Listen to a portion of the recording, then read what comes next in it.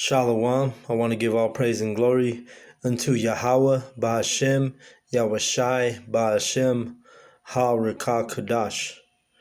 Double honors goes out to the elder apostles, a great millstone, for teaching us this truth. And also want to acknowledge all the Akyam who are pushing this truth with sincerity in Babylon, America. All right.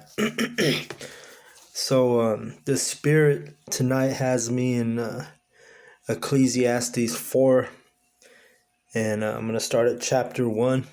This is Shabai from GMS Denver, and I'm going to go ahead and read Ecclesiastes. And keep in mind, this was written by King Solomon. All right, so it says, verse 1. So I returned and considered all the oppressions that are done under the sun, and behold, the tears of such as were oppressed. And they had no comforter, and on the side of their oppressors there was power, but they had no comforter. All right, so let's go to a precept. Ecclesiastes 5 and 8. If thou seest the oppression of the poor and violent perverting of judgment and justice in a province, marvel not at that matter. For he that is higher than the highest regardeth, and there be higher than they. All right, so in his wisdom, the King Solomon, he understood that, hey, just like now, what we're in our captivity in America, and really, you're not supposed to marvel at when you see the oppressor doing what he does. All right, Esau, Edom doing his dirt against the Israelites, because it says at the end of that verse, for he that is higher than the highest regardeth, and there be higher than they. So at the end of the day, Yahweh is the highest. They call him the Most High. So he's gonna avenge all of the oppression that the sons of Israel have had to face. All right. Go back to verse 1 over here, and I'm going to start at the middle of verse 1. And they had no comforter, talking about Israel. And on the side of their oppressors there was power, but they had no comforter. All right, so, currently right now, the Israelites are being oppressed. You seeing them getting shot down in the streets. You seeing them getting charges put against them, where their counterparts, Esau, Edom, they're getting slapped on the wrists for some of the same crimes and same problems. Jake always gets the shit end of the stick, right? Because they're being oppressed. But it says at the end, but they had no comforter.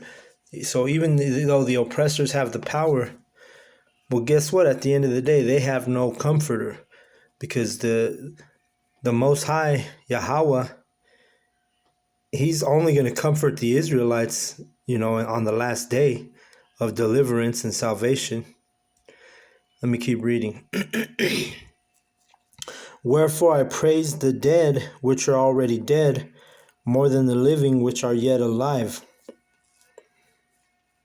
Yea, better is he than both they, which hath not yet been, who hath not seen the evil work that is done under the sun. So King Solomon, in his wisdom, he's basically telling you that the people that have already died, they're better off. All right? They're better off than the people that are living.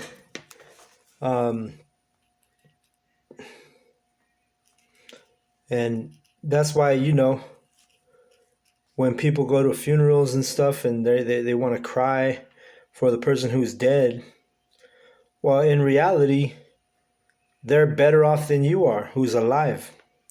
And why is that? Because they don't have to deal with the oppression of this world. They don't have to be in a wicked kingdom.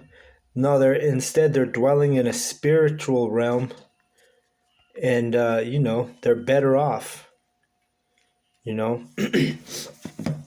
I remember we were at camp one day, and the words of the scriptures were very strong that day, and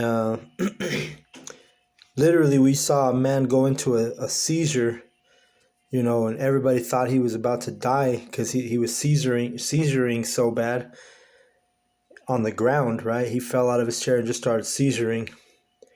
And I remember the brother Kalyal made the statement. He said, hey, he's better off dead, And to the astonishment of the scoffers and mockers that were there that day, and they were questioning that, what, you're like you're cheering his seizure on, you're like encouraging it. And Kalyal, he said, hey, he's better off, And when you think about it, it goes hand in hand with what we just read here. These people who die, they're better off. Why? Because they're in their right mindset. All right, because you have the 2/3 who right now they're so stubborn. They don't want to leave their Jesus Christ in the dust. They don't want to hearken to the truth, about Yahweh Shai. So, they're stubborn, our own people. But when they die, well, guess what? They're not in